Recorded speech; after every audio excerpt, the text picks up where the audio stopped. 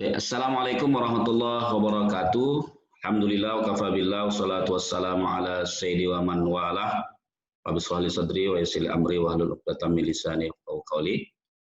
Para pendengar yang berbahagia, kembali kita berjumpa dalam sesi ini bersama Profesor Dr. Faisal Ananda Arfa MA yang akan mengkaji tentang urgensi filsafat hukum Islam dalam kajian keislaman.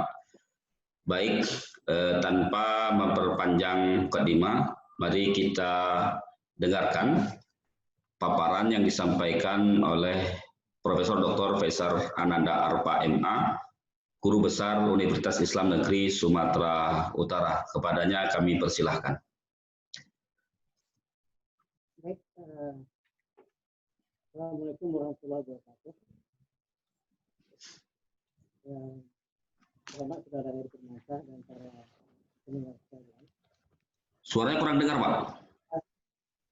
Tapi kita kali ini akan bicara tentang urgensi filsafat dalam hukum Islam. Ini menjadi menarik karena masih dianggap kontroversi. Kontroversinya itu adalah ketika filsafat dianggap barang haram dan telah lama disebut dimatikan dalam tanda kutip atau dihibernasikan. Tetapi filsafat itu sendiri ternyata sesuatu yang embedded di dalam ilmu pengetahuan manusia. Karena filsafat itu adalah kurang jelas ya, Pak. Agak dekat sedikit, Pak. Suaranya kurang jelas, Pak. Agak dekat sedikit. Maka setiap orang yang akan bicara apapun disiplin ilmunya, mereka harus bicara panjang lebar tentang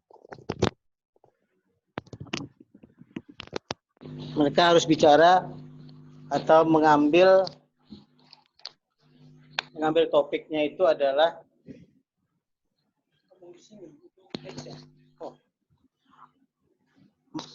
mengambil temanya itu tidak bisa terlepas dari filsafat, termasuk ilmu-ilmu keislaman. Makanya kenapa di dalam kita mempelajari disiplin ilmu apapun, peranan filsafat itu sangat penting. Titik tolak kita dari sini adalah persoalan hubungan antara akal dengan wahyu. Ini asal mula persoalan kita. Filsafat itu mengagungkan akal. Terutama kalau kita bicara tentang teori emanasi yang dikembangkan oleh Al-Farabi, sebelumnya oleh para pemimpin atau para filosof Yunani. Teori emanasi itu menjelaskan tentang akal pertama sampai akal ke-10. Itu menunjukkan bahwa manusia itu adalah akal itu sendiri. Kalau dalam bahasa René Descartes, cogito ergo sum. Aku berpikir, maka aku ada. Jadi berpikir itu merupakan suatu hal yang esensial di dalam kehidupan manusia. Begitu esensialnya berpikir itu, maka mukallaf itu salah satu dari syaratnya untuk mengemban taklif adalah dia akil, mumayyiz, ya, baligh. Itu artinya orang yang dewasa, berakal, dan bisa membedakan mana yang baik, mana yang buruk. Jadi begitu pentingnya peran akal di dalam hubungan antara wahyu, hubungan antara manusia dengan Tuhan, atau hubungan antara Tuhan dengan manusia. Jadi Tuhan bicara kepada manusia lewat akal, pikiran mereka. Dan ketika manusia tidak punya akal atau kehilangan akal, maka taklif itu gugur. Dia tidak dibebani apapun oleh syariat. Jadi syariat Islam itu sendiri bertumpu pada akal manusia atau nalar manusia untuk bisa mencerna perintah yang diberikan oleh Allah Subhanahu wa taala. Jadi hubungan antara akal dan wahyu ini menjadi hal yang sangat signifikan di dalam pembicaraan kita tentang syariat. Makanya mengabaikan akal ini jelas tidak mungkin, karena akal filsafat itu adalah alam berpikir. Dan alam berpikir itu merupakan ciri khas manusia. Maka disebut manusia itu adalah hayawanun natik. Hewan yang berakal atau bernalar. Oleh karena itu kita akan melihat bahwa hubungan yang rumit antara akal dan wahyu itu memberikan dikotomi terhadap pola pikir yang berkembang di kalangan umat Islam. Ada yang mengizinkan akal itu beroperasi secara bebas, itu kaum liberal. Ada yang membatasinya dengan syarat-syarat tertentu. Itu sebuah hal yang jamak yang terjadi sejak dahulu.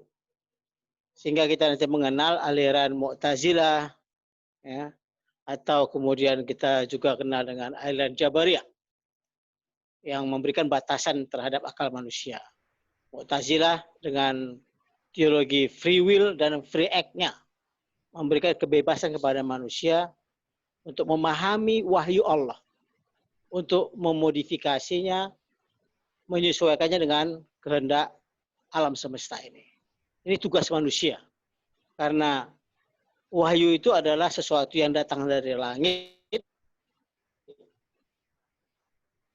sedangkan akal manusia berguna untuk menyelaraskan antara perintah Allah dengan realita yang ada di muka bumi ini dalam kehidupan manusia. Karena kehidupan manusia itu berubah-ubah, terus-menerus berubah, maka dibutuhkan akal manusia untuk memahami perintah Allah itu sesuai dengan kemaslahatan yang akan mereka capai dalam kehidupan di dunia ini. Nah, begitu pentingnya akal dalam pikiran manusia, dalam kehidupan manusia, maka akal mana yang paling atau akal apa yang paling dibutuhkan untuk memahami sebuah produk yang diberikan oleh Tuhan.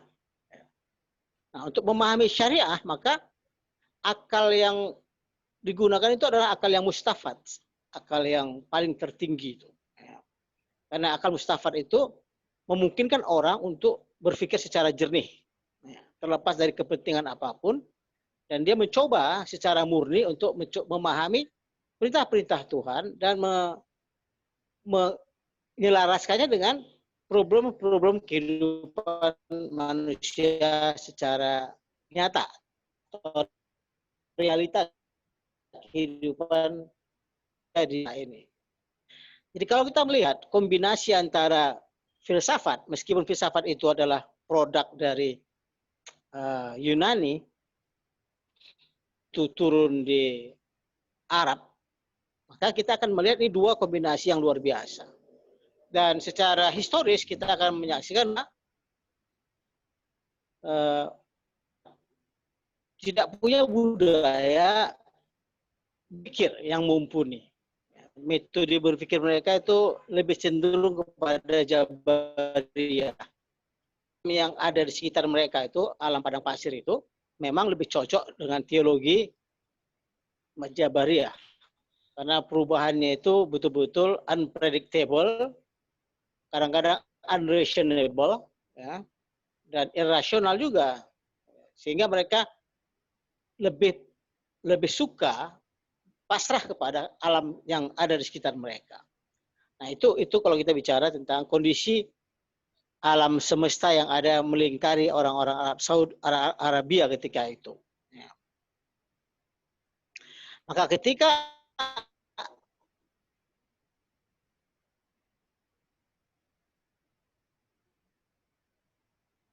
Nabi Muhammad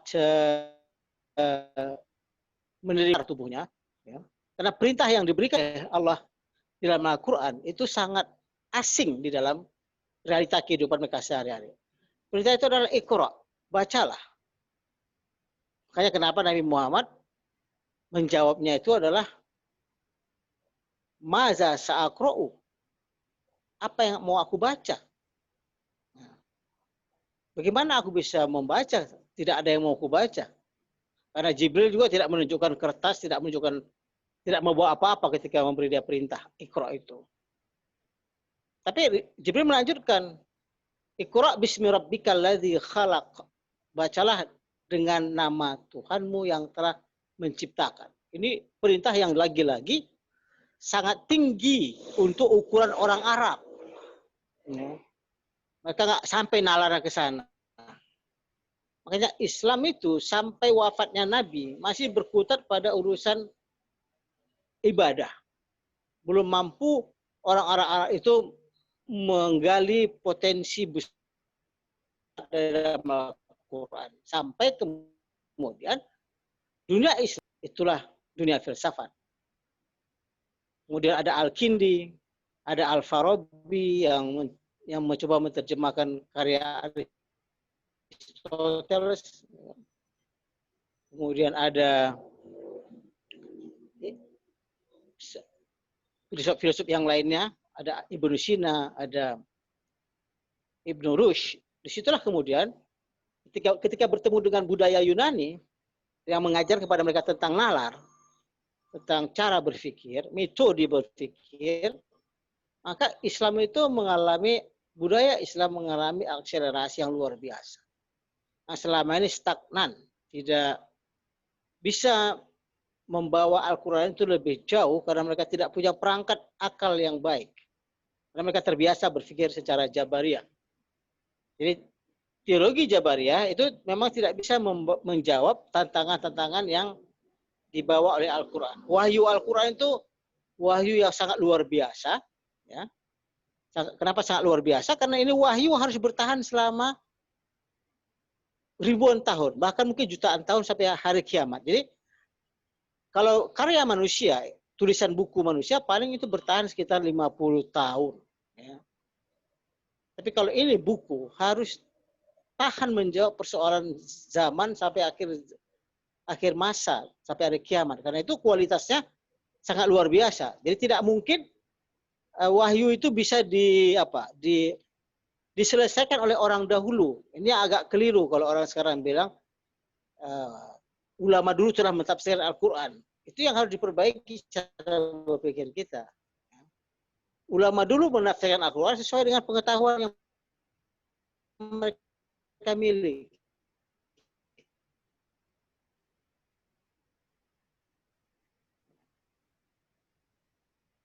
Kita menafsirkan Al-Quran sesuai dengan apa yang mereka oleh ruang, waktu, ya, dan zaman.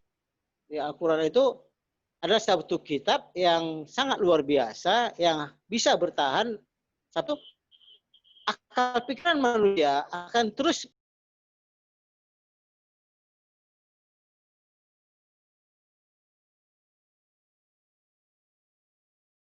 orangnya itu menunjukkan kepada kita bahwa manusia itu adalah makhluk yang berpikir. Jadi mereka tidak boleh berhenti berpikir. Dan alat yang mereka pakai untuk berpikir adalah akal. Pikiran mereka. Sehingga cara berpikir ilmiah itu didapat dari metode berpikir filsafat. Saya sebut dengan scientific method. Jadi cara berpikir filsafat itu kita lihat misalnya ada berpikir secara komprehensif, radikal, kemudian dinamis. Ini untuk menunjukkan kepada kita, ini loh model berpikir yang harus dikembangkan. Bagi umat Islam ini filsafat nggak bisa dihentikan.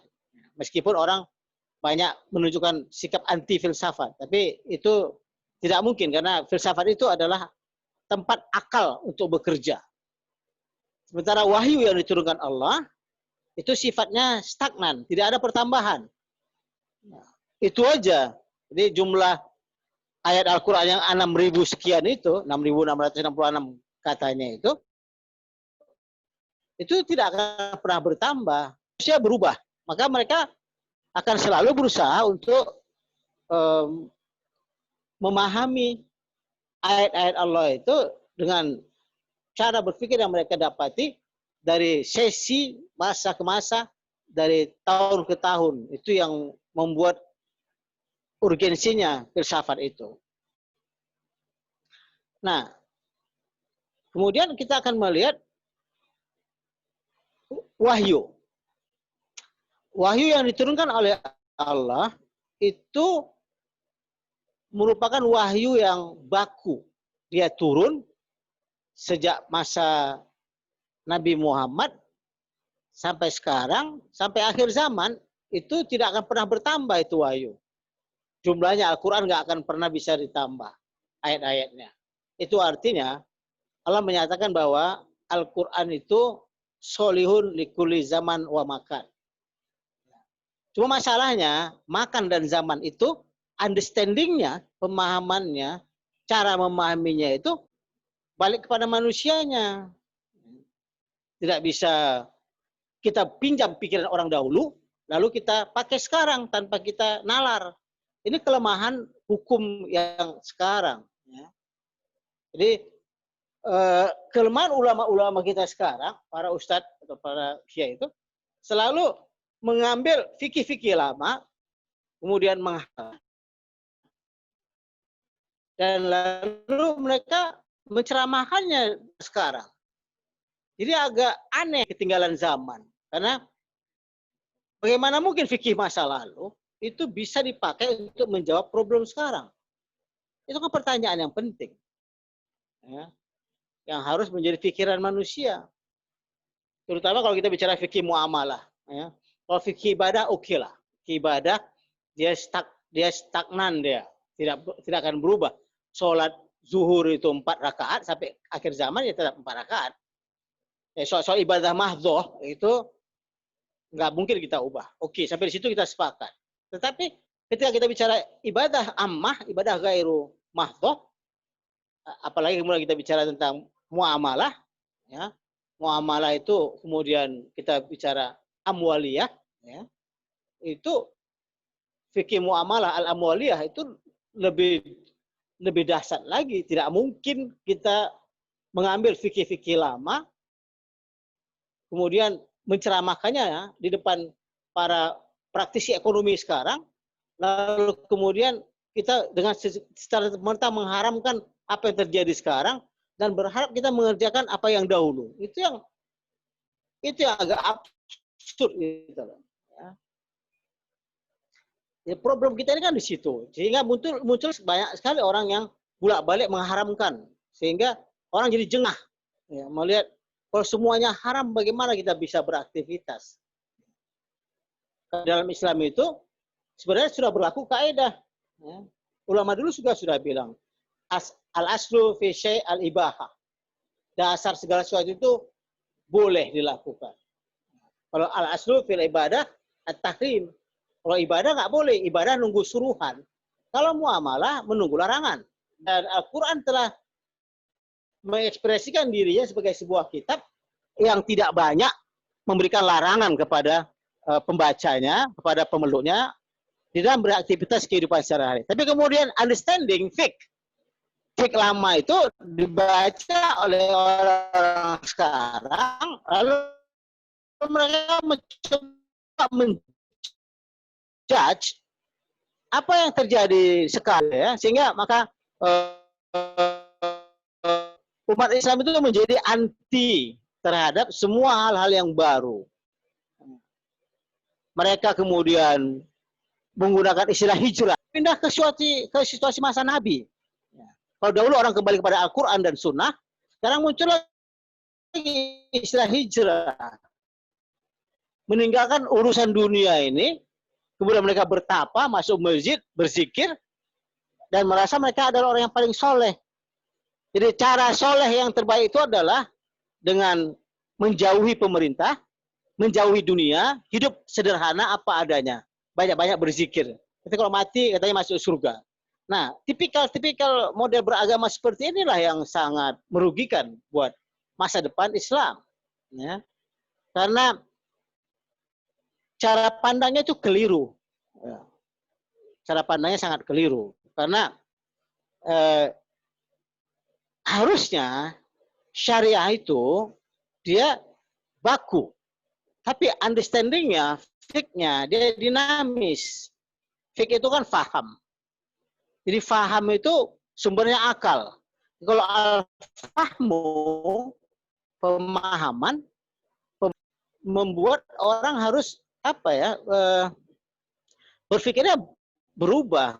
Makanya disebut dengan tagayyurul ahkam atau tagayyurul fatwa di tagayyurul azminati wal amkinah wal awaid. Ini itu sebenarnya udah banyak. Ulama-ulama dulu juga tidak pernah punya pretensi untuk memberlakukan fikih mereka sampai akhir zaman. Nggak mungkin itu. Dan mereka nggak punya hasrat seperti itu. Ya, hanya murid-muridnya dan pendukung-pendukungnya atau penggemar-gemar sekarang ini yang mencoba untuk mengabadikan apa kata para ulama mazhab mereka. Sehingga ini yang menurut saya tantangan terbesar. Jadi filsafat hukum itu menjadi urgen dia, menjadi penting, ya, karena dia merupakan penyambungan dari usul fik. Karena ada fik, ada usul fik. Nah, sayangnya usul fik ini juga dianggap sudah selesai oleh orang sekarang dengan alasan tidak ada ulama yang sehebat ulama dulu, gitu kan? Ini sebuah penyakit minder yang luar biasa di kalangan umat Islam, di kalangan para pemikir Islam. Mereka selalu mengagungkan ulama dahulu, ya, dan kemudian membunuh ulama zaman sekarang. Sehingga masa lalu yang membunuh masa depan. Itu yang selalu terjadi di dunia Islam kontemporer. Ya. Sementara orang-orang yang berpikir maju, progresif, merasa kemudian terkungkung pemikiran mereka karena khawatir dicap kemudian apa hebatnya ente dibandingkan Imam Syafi'i, apa hebatnya ente dibandingkan dengan Imam Nawawi, apa hebatnya ente dengan begini. Itu terlalu banyak, ya.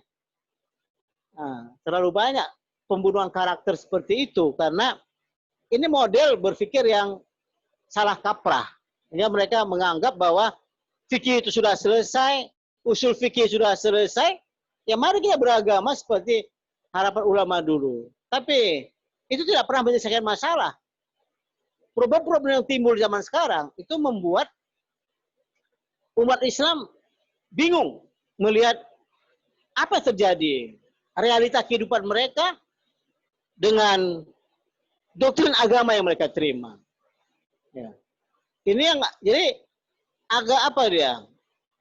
Agak paradoks dia. Ya.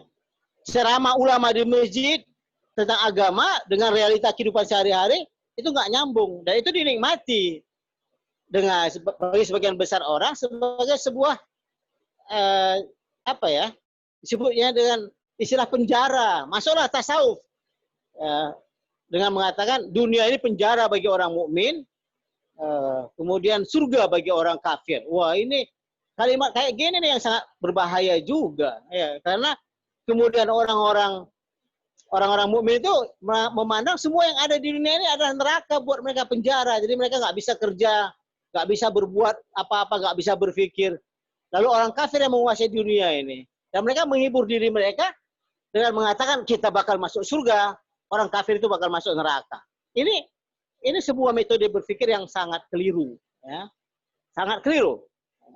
Karena akan membuat umat Islam itu mundur, kalah, dan masuk kandang, kemudian membiarkan alam semesta ini diatur oleh orang-orang non-muslim.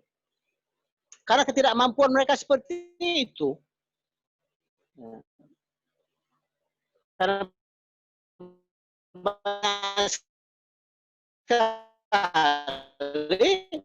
usahakan dari ini. Nah, padahal Islam itu dinamis, ya. Islam itu mudah, Islam toleran. Di tangan orang-orang yang fanatis ini, Islam itu kelihatan seperti ketinggalan zaman.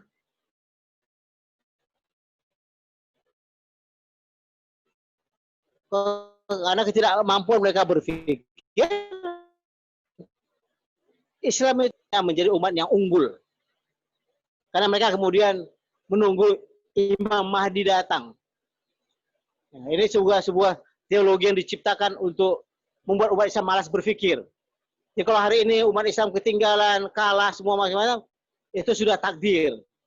Nanti datang Imam Mahdi baru umat Islam itu hebat. Ini yang kacau balau, doktrin seperti ini. Jadi, maka saya selalu mencoba untuk membangkitkan semangat kita untuk berpikir. Kita ini adalah manusia yang punya pikiran yang hebat. Ya, kita ditugaskan Allah sebagai Khalifatullah fil ard. Jadi kita tidak boleh memberikan kesempatan kepada orang-orang non-Muslim untuk memimpin kita. Tapi itu akan terjadi kalau kita abai terhadap potensi akal kita. Ya. Allah berikan kita kepada akal untuk menguasai alam semesta ini. Karena pemimpin yang paling hebat itu adalah pemimpin yang berasal dari orang Islam yang beriman, yang cerdas, yang menjadi pengganti Tuhan di muka bumi, memimpin dunia ini. Jadi apa yang terjadi sekarang di dunia ini adalah akibat karena orang Islam malas berpikir, tidak mau menggunakan potensi akalnya, karena mereka menganggap dunia ini bukan lahan mereka, lalu membiarkan orang-orang kafir menguasai alam semesta ini. Dan inilah akibatnya. Ternyata ketika dunia dikuasai oleh orang kafir, orang non-Muslim, kita kacau balau hidupnya. Apa yang terjadi dengan dunia sekarang? Mereka tak sanggup mengatasi masalah virus ini. Sudah berapa lama kita? Hampir setahun kita hidup. Nggak karuan gini. Mereka nyalakan virusnya. Mereka bilang ini pandemi. Tapi masa kita bisa dikalahkan? Kita nggak tahu nih kerjaan siapa virus ini. Ya. Tapi ini akibatnya kalau dunia itu nggak dikuasai orang beriman. Apa kita mau dikarantina satu dunia ini? Jadi konsep karantina juga nggak berlaku. Coba bayangkan. Dulu ketika ada pandemi, semua orang bilang karantina. Coba sekarang karantina satu dunia ini. Udah nggak bisa lagi. Itulah hebatnya virus itu. Dia menghancurkan semuanya. Nah, kita tengok WHO, kita tengok PBB. Siapa mereka? Mana umat Islam? Nggak ada. Umat Islam santai sekali hidupnya. Mereka pasrah, ya, pasrah dalam kebodohan, pasrah dalam kemiskinan, pasrah dalam kekalahan, menganggap semuanya itu adalah takdir. Ini Jabariyah itu menguasai relung hati umat Islam. Mereka berharap mereka mati aja dan selalu bilang kiamat sudah dekat, ya. Karena berharap kalau kiamat sudah dekat, mereka bisa masuk surga dengan cepat. Ini sangat naif, ya. Selama model kayak gini yang sangat naif, karena malas berpikir tentang filsafat itu. Nah, sekira itu dulu yang bisa saya sampaikan. Gen.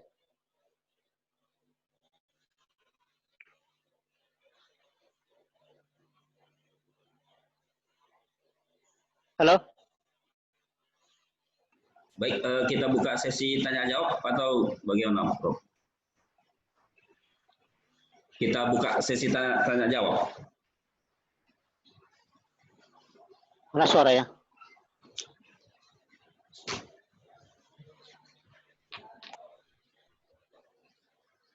Kita buat sesi tanya jawab, Prof, ya.